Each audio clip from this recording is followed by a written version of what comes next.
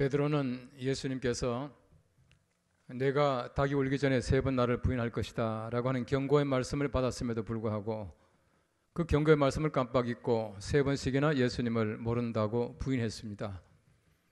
자기의 그 위기를 모면하기 위해서 성경 말씀에 보시면은 예수를 저주하면서 모른다고 했다라고까지 했습니다. 막상 닭이 울자 베드로가 그 말씀이 기억나서 그 집에서 뛰쳐나와 통곡했다라고 성경 말씀은 기록을 하고 있습니다. 베드로가 통곡하는 그 순간 자기의 모든 죄가 씻어지게 되고 그리고 베드로가 위대한 예수님의 사도로 거듭나는 순간이었습니다. 전설에 의하면 베드로가 닭이 울 때마다 무릎을 꿇고 눈물 흘리면서 기도했다라고 하는 말이 남아 있습니다. 닭 소리는 그에게 있어서 회개의 소리였고 애통의 소리였던 것을 우린 잘 알고 있습니다. 우리 모든 사람들이 애통할 것을 하나님께서는 간구하고 계십니다. 애통이라고 하는 것은 어떤 특정한 사람들에게 필요한 것이 아니라 모든 사람들이 사서라도 하라라고 하는 것이 애통이라고 하는 것입니다. 전도서 7장 2절 말씀에는 말합니다. 초상집에 가는 것이 잔치집에 가는 것보다 낫다고 말합니다. 7장 4절 말씀에는 말합니다. 지혜자의 마음은 초상집에 있으나 우매자의 마음은 혼인집에 있느니라 라고 말씀하고 있습니다. 정말 진실한 사람, 정말 지혜로운 사람은 초상집을 즐거워한다라고 하는 것입니다. 항상 애통하는 마음을 가지고 살아간다라고 하는 뜻이에요. 여러분, 세상에서 애통하는 것이 누구에게나 다 필요합니다. 그러나 누구나 즐기지 않습니다. 애통이라고 하는 것은 우리들에게 구원에 합당한 귀한 열매이지만은 수많은 사람들이 애통하지 못하고 살아가는 안타까움을 볼 수가 있게 되는 것이에요. 여러분, 성경 말씀에 다윗이라고 하는 사람은 위대한 성군이었습니다. 하나님께서 말씀하시기를 내 마음에 합한 자라라고까지 말씀할 만큼 다윗은 위대한 사람이었습니다. 다윗이 죄를 짓지 않은 것이 아니라 죄를 짓고 나서 애통하는 다윗의 심정이 하나님께 상달되어 하나님께서는 내 마음에 합한 자라라고 말씀하신 것이에요. 시편 6편 6절 말씀에는 다윗이 말합니다. 내가 탄식함으로 피곤하여 밤마다 눈물로 내 침상을 띄우며 내 요를 적시나이다 라고 말하고 있습니다. 얼마나 애통했길래 요를 적셨겠습니까? 얼마나 많은 눈물을 흘렸길래 내가 내 침상을 띄우며라고 말하고 있겠습니까? 정말 애통하는 그 마음이야말로 하나님이 가장 기뻐하시는 하나님 마음에 합한 그 마음이었다라고 하는 것입니다. 설에 의하면은 마치 루터라고 하는 사람은 얼마나 자기 죄가 자기 가슴을 억눌렸던지 회개하는 기도를 하다가 그 참 자기의 죄를 억누르는 그것을 이기지 못하여 기절했다라고 하는 말까지 남아 있습니다. 이렇게 가슴을 찢는 애통이 우리 모두에게 필요하며 이런 애통을 경험한 사람들을 하나님께서는 사랑하신다 하는 것을 잘 알고 있습니다. 성경 말씀이 가르치는 애통이라고 하는 것은 하나님의 선물입니다. 사람들이 말하는 우울증이 아니에요. 사람들이 말하는 정신질환이 아닙니다. 애통이라고 하는 것은 하나님께서 사람에게 주신 하나님의 특별하신 선물이 애통이다라고 하는 것을 말씀해주고 있는 것이에요. 여러분, 성경 말씀에 보시면 애통이라는 말이 참 많이 나옵니다. 그런데 성경 말씀은 이 애통을 한결같이 하나님께서 우리들에게 주시는 마음의 축복으로 기록하고 있는 것을 잘 알고 있습니다. 7세기에 존 클리마쿠스라고 하는 유명한 영성가가 있습니다. 이분이 우리 고전이라고 말하는 아주 훌륭한 책을 썼습니다. 그 책의 이름이 영적 상승의 사다리라고 하는 책입니다. 영적 상승의 사다리라고 하는 책에 보면은 존 클리마쿠스가 이렇게 말하고 있습니다. 애통은 영혼 안에 있는 황금 채찍이라 그렇게 말을 했습니다.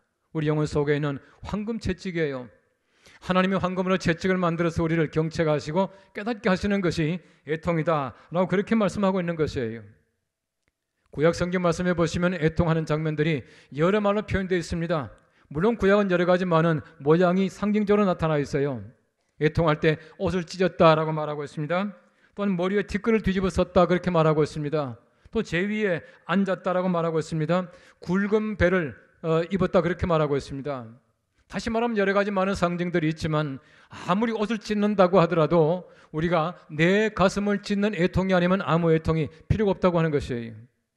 내가 아무리 죄 위에 올라앉아 있다고 하지만은 하나님의 거룩하심 위에 올라 있지 않으면은 우리가 애통이 필요 없다고 하는 것입니다. 하나님이 원하시는 것은 우리가 마음을 찢고 우리 마음을 하나님 앞에 온전하게 드리는 것, 이것을 주님께서 원하고 계시다고 하는 것입니다.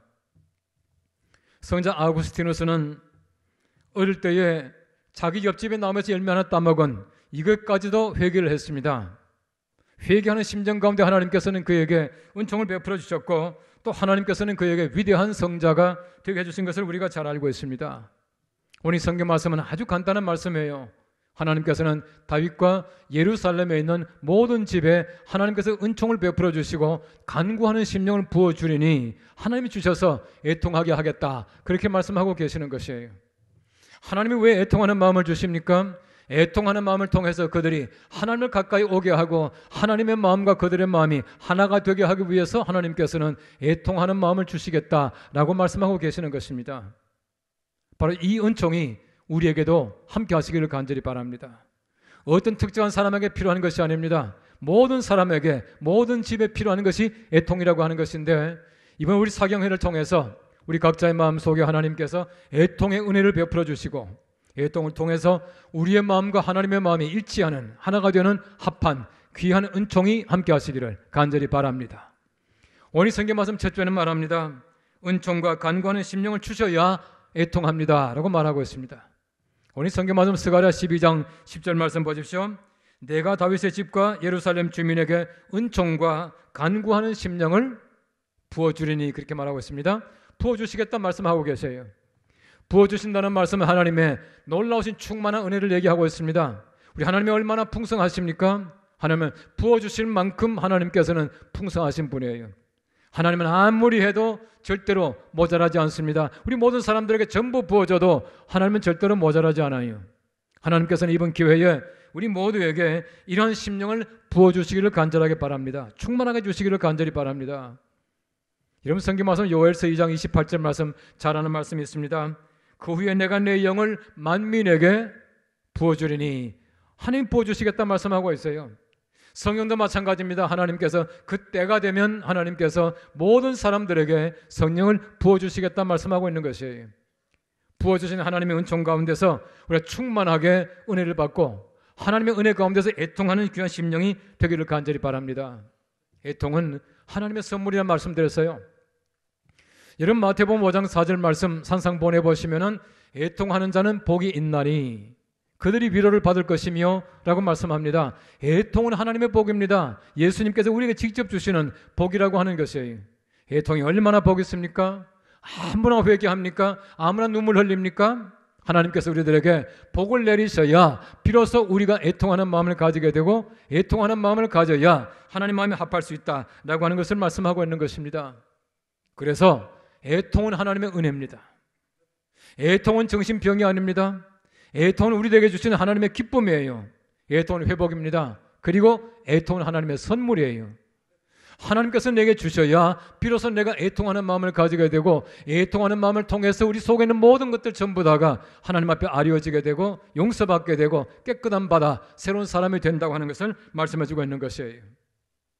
여러분 성경 말씀의 삭개오를 보십시오. 삭개오는 이스라엘 백성들이 제일 싫어하는 직업을 가지고 있던 세리였습니다. 얼마나 세리가 부도덕했습니까? 얼마나 많이 갈취했습니까? 이스라엘 백성들이 가장 싫어하는 세리였습니다. 공공의 적이었습니다. 예수님 만나는 순간 보십시오. 모든 것 전부 다가 예수님의 것 아닙니까? 다른 사람의 것 아닙니까? 전부 다를 내놓지 않습니까? 내 재산의 절반을 뚝 잘라서 가난한 사람들에게 주겠습니다. 그리고 만일에 내가 다른 사람의 것을 억지로 빼앗은 것이 있으면 사배를 갚겠습니다. 이것이 바로 그의 회개였습니다. 그의 마음이었습니다. 예수님 만나는 순간에 우리 마음이 열립니다. 예수님 만나는 그 순간에 우리가 애통할 수 있게 된다는 뜻이에요. 예수님 만나는 그 순간에 우리가 우리 속에 있는 모든 것 전부 다를 내어놓을 수가 있게 되는 것입니다. 예수님께서 삭개오를 만나러 가십니다. 만나는 그 순간 삭개오가 모든 것을 전부 다를 내어놓게 되는 것이에요. 베드로 말씀드렸지만 베드로 보십시오. 베드로가 예수님 모른다고 했습니다. 베드로와 가룟 유다가 똑같이 예수님 배반한 사람이에요. 어떤 면에서 볼 때는 베드로는 3번씩이나 예수님 모른다고 한 사람이었습니다. 큰 죄를 지었습니다. 그러나 똑같이 예수님 모른다고 하고 배반한 큰 죄를 지었지만 베드로와 가룟 유다의 결과는 천지차입니다. 완전하게 달랐습니다. 여러분 성경 말씀 보십시오. 베드로는 애통하는 마음을 가지고 눈물 흘리면서 회개해서 돌아왔습니다. 위대한 사도로 변모되었습니다. 반면에 가룟 유다 보십시오. 돈주머니 던져버리고 목며 자살해버리고 말았습니다. 애통이 없었습니다. 꼭 같은 죄를 범할 수 있지만은 애통하는 사람과 애통하지 않은 사람의 차이가 이렇게 크다는 것을 성경 말씀이 가르치고 있는 것이에요. 성경 말씀 말합니다. 성령을 모독하는 죄는 사하심을 받지 못한다 그랬습니다. 성령을 모독하는 죄가 뭐겠습니까? 성령은 회개케 하는 영입니다. 우리가 그럼 회개케 합니다. 하나님께서는 우리가 말할 수 없는 그 죄가 많을 때에 하나님께서는 말할 수 없는 고통을 가지고 우리가 함께 하셔요. 성령께서는 말할 수 없는 탄식으로 우리를 대신해서 간구해 주십니다. 이것이 바로 성령님께서 하시는 일이에요. 성령께서 회개케 하는 영인데 성령을 모독합니다. 회방합니다. 막습니다. 하지 못하게 합니다. 무슨 말입니까? 회개하지 않은 죄는 절대로 사함받지 못한다는 얘기입니다. 어떤 분은 말하기를 뭐 예배를 방해하는 죄, 예수님 잔해하는 죄 이렇게 말합니다만 아니에요. 이러면 사도 바울을 보십시오. 얼마나 예수 믿는 사람을 많이 박해했습니까? 교회를 얼마나 박해했습니까? 그럼에도 불구하고 바울이 다시금 괘씸하지 않습니까? 새롭게 되지 않습니까? 누구나 마찬가지입니다. 다 괘씸할 수 있지만은 성령을 모독하는 죄는 절대로 되지 않는다 그렇게 말합니다.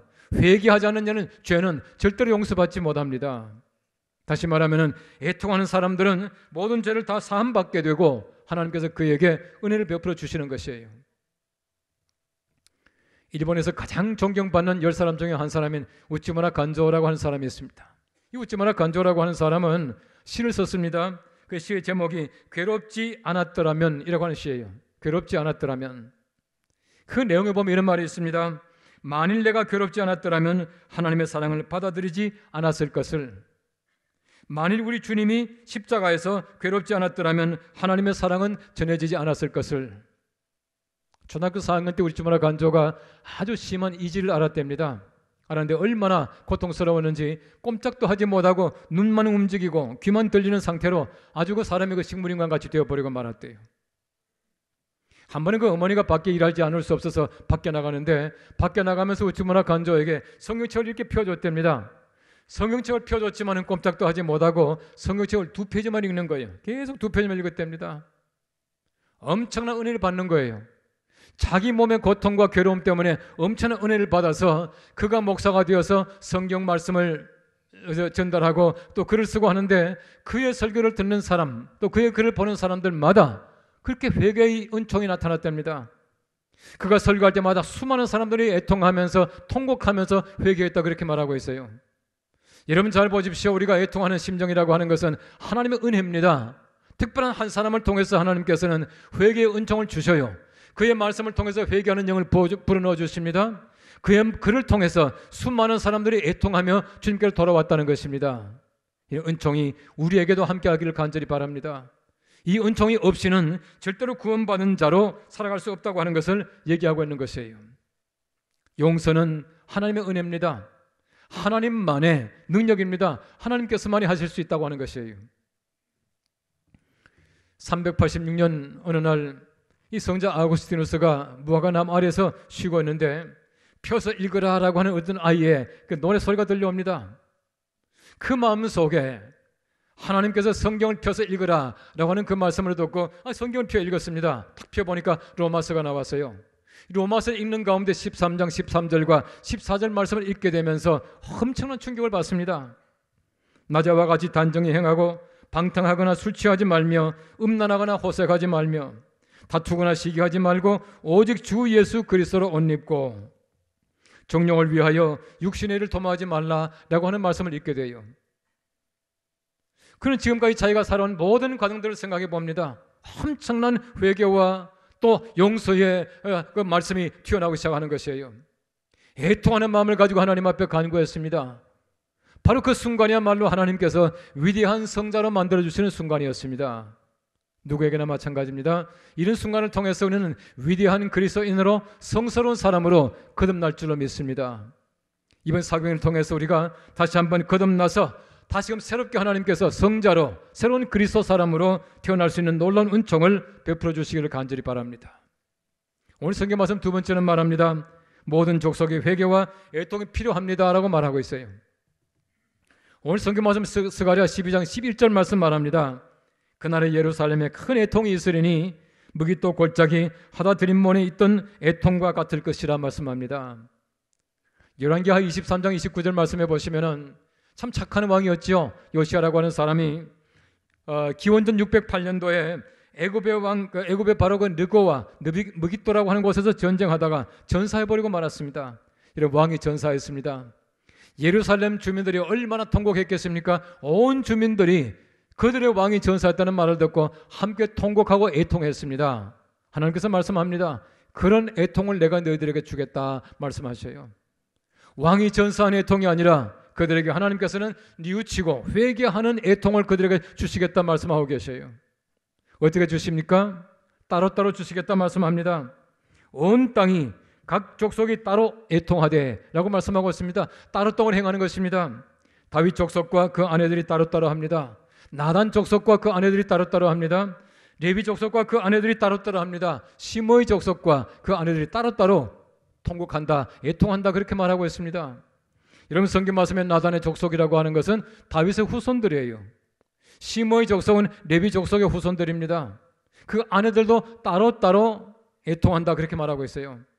애통은 어떤 특정한 사람의 대표로 하는 것이 아닙니다. 모든 사람들이 다 해야 될 것이에요. 우리 모두가 다 죄인입니다. 다 애통할 것이 있습니다. 모든 사람이 다 하나님 앞에서 용서받아야 합니다. 그래서 모든 사람들이 따로따로 애통하더라 그렇게 말씀하고 있는 것입니다. 모든 민족과 백성이 빠짐없이 애통해야 합니다. 왜냐하면 모든 사람들에게 애통이 필요하기 때문에 그렇습니다. 왜 모든 사람이 애통이 필요합니까? 우리 모든 사람들이 다 죄를 짓고 살 수밖에 없는 것이에요. 죄 없다고 하는 사람들은 거짓말하는 자라 말씀하고 있습니다. 누구나 다 죄를 회개해야 합니다. 회개할 죄는 누구에게나 다 있다고 하는 것이에요. 당대 의인이라고 말하고 있던 욥을 보십시오. 마지막에 말합니다. 내가 티끌과 재 가운데 하나며 회개하나이다 라고 말하고 있어요. 누구에게나 마찬가지입니다. 여러분 예수님 당시에 보시면은 많은 사람들이 자기들은 회개할 것이 없다라고 생각했대요. 그래서 예수님께서 처음 선포가 무엇입니까? 회개하라 말씀하고 있습니다. 누구에게나 회개가 필요합니다. 누구에게나 애통이 필요합니다. 누구에게나 하나님의 거룩하신 말씀으로 애통하는 그 과정이 필요할 때에 하나님께서는 그들에게 새로운 삶을 주시겠다고 말씀하고 계시는 것이에요. 독일의 어느 조그만한 도시에 한 그 무명 피아니스트가 있었다고 합니다. 이 피아니스트가 열심히 연습해서 연주를 하게 되는데 지방신문에다가 광고를 냈습니다. 언제 연주를 합니다 라고 하면서 자기의 어떤 그 이력을 쭉 소개를 했습니다. 이력을 소개하면서 당대의 가장 위대한 피아니스트요 작곡가인 리스트의 제자라고 그렇게 한 줄을 적었답니다. 근데 거짓말이었습니다. 그분 리스트에게 사사받은 적이 전혀 없고 한 번도 만난 적도 없었대요. 그 자기가 리스트의 제자입니다 라고 써놓고는 가슴이 조마조마한 거예요. 그런데 하필이면은 연주의 며칠 전에 리스트가 자기 그 도시에 방문한다는 소식이 들려왔습니다. 만일에 그 사실이 단론하게 되면 자기는 끝장날 겁니다. 연주가 뭐고 아무것도 다 무산될 겁니다. 얼마나 전전긍긍했겠습니까? 마음을 졸이다가 결심을 했습니다. 내가 리스트를 만나야 되겠다 결심을 했습니다. 리스트를 만나서 가서 무릎을 꿇고 사죄를 했습니다. 선생님 죄송합니다. 저같이 무능한 사람이 선생님의 제자라고 속였습니다. 선생님을 한 번도 사사받은 적도 없고 본 적도 없지만은 제가 선생님을 너무 존경하기 때문에 선생님의 제자라고 적었습니다. 한 번만 용서해 주십시오 라고 부탁을 했습니다. 그때 리스트가 웃으면서 이렇게 말하고 있습니다. 사람은 누구나 다 그런 잘못을 범할 수가 있습니다. 내 앞에서 한번 연주를 해보십시오 그렇게 말하더래요. 최선을 다해서 연주를 했습니다. 연주 도중에 잠깐만 하더니만은 연주를 멈추더랍니다. 멈췄습니다. 그럴 때만은 가르쳐 주는 거예요. 그냥 그렇게 하지 말고 조금 더 에센트를 넣고 조금 더 길게 하고 쭉 가르쳐 줬어요. 연주를 다 하고 나니까 이렇게 말하더랍니다. 당신은 방금 나한테 사사를 받았습니다. 당신은 이제 내 제자입니다. 그렇게 말하면서 당신의 연주가 끝나게 되면 내가 한 곡 연주할 테니까 리스트가 한 곡 연주하겠다고 광고만 해주십시오. 그렇게 말하더라는 것이에요. 성공적으로 연주가 잘 끝났습니다. 누구에게나 마찬가지입니다. 여러분 회개하는 자, 진심으로 회개하는 자는 새로운 하나님의 은총을 받습니다. 내가 알지 못하는 큰 은총을 받습니다. 선물을 받게 되는 것이에요. 진심으로 애통하는 자를 하나님은 사랑하시고 그에게 하나님께서는 알지 못하는 은총을 베풀어 주시겠다고 하는 것입니다. 성경 말씀 보십시오. 누구에게나 내가 죄인입니다 라고 하는 그 고백 다음에 위대한 사람으로 변모하게 돼요. 여러분 성경 말씀에 베드로 보십시오. 예수님 만날 때 얼마나 자기 자신이 가지고 있던 죄가 생각이 났겠습니까? 베드로가 말합니다. 나를 떠나십시오. 나는 죄인입니다. 이 한마디 말 가운데 예수님께서는 말씀하시기를 나를 따라오라. 사람 낚는 어부가 되게 하겠다 말씀하고 계셔요. 여러분 성경 말씀 보십시오. 세리라고 하는 사람 얼마나 많은 죄를 지었겠습니까? 고개를 들지 못하고 기도합니다. 나는 죄인입니다. 이 말밖에 할 말이 없었습니다. 위대한 기도를 했다고 예수님께서 말씀하고 계셔요. 여러분 사도 바울을 보십시오. 바울이 말합니다. 나는 죄인 중에 내가 괴수란 말하고 있습니다. 만일에 바울이 죄인 중에 괴수라면 우리 말할 것도 없잖아요. 하나님께서 원하시는 것은 이런 애통하는 마음이라고 하는 것입니다. 예수님께서는 의인을 부르러 온 것이 아니라 죄인을 불러 회개케 하러 오셨다고 말씀하고 있습니다. 모든 사람들에게 회개하는 은총을 예수님께서 이 땅에 오심으로 말미암아 예수 그리스도의 이름으로 주신다고 하는 것이에요. 예수 그리스도의 이름으로 우리 모두가 애통하는 마음을 가지고 새롭게 하나님의 거룩하신 성자로 그리스도인으로 거듭날 수 있게 되기를 간절히 바라는 것입니다. 근래 현대의 가장 걸출한 복음지 신학자라고 말하고 있는 그 알리스터 맥그레스라고 하는 분이 계셔요. 이분은 그 옥스퍼드 대학의 교수세요. 이분이 쓴 책에 보니까 참 재밌는 말이 나옵니다. 베드로가 흘린 눈물의 연못은 나중에 다른 사람들이 주님을 실망시킨 것을 깨달을 때마다 계속 불어나 바다가 되었다 그렇게 말하더라고요. 베드로가 얼마나 많은 눈물 흘렸겠습니까? 닭이 울 때마다 울었다는데요. 지금도 수많은 사람들이 얼마나 회개 눈물을 흘리고 있습니까? 그 눈물을 전부 모아놓으면 바다와 같이 된다는 거예요. 애통의 바다가 된다는 것입니다. 우리 이번 사구년을 통해서 우리 교회가 애통의 바다가 되기를 간절히 바랍니다. 우리 애통을 통해서 하나님께서 새롭게 우리 자신들을 거듭나게 하고 우리 교회가 거듭나게 해줄 줄로 믿습니다. 애통하는 사람들에게 하나님께서는 은총을 베풀어 주시겠다 말씀하고 계시는 것이에요. 여러분 성경 말씀에 하나님 나라 보십시오. 하나님 나라는 온갖 것으로 만족하는 나라입니다. 풍요한 나라예요. 없는 것이 없습니다. 생명이 있습니다. 얼마나 좋은 나라입니까? 그런데 하나님 나라 보니까 성경책을 보니까 없는 게 또 있더라고요. 여러분 계시록 21장 4절 말씀에는 하나님의 나라에 없는 것을 얘기하고 있습니다. 다시는 사망이 없고 애통하는 것이 없고 곡하는 것이 없고 아픔이 없다 그렇게 말씀하고 있습니다. 여러분 보십시오. 하나님의 나라는 애통이 없습니다. 왜 하나님 나라에 애통이 없습니까? 하나님 나라에 애통이 없다고 하는 것은 이 땅에서 애통한 사람들이 가기 때문에 애통이 없는 것이에요. 애통은 이 땅에서 하는 것입니다. 이 땅에서 애통하는 자에게 하나님께서는 애통 없는 하나님의 나라를 주시겠다 말씀하고 계시는 것이에요. 이 땅에서 애통하지 않는 사람들 영원히 애통합니다. 영원히 지옥에서 애통하며 살아가게 될 것이에요. 이 땅에서 우리가 애통하는 마음을 가지고 이번 기회에 애통함으로 말미암아 애통 없는 하나님 나라의 거룩한 백성들 다 되시기를 간절히 바랍니다.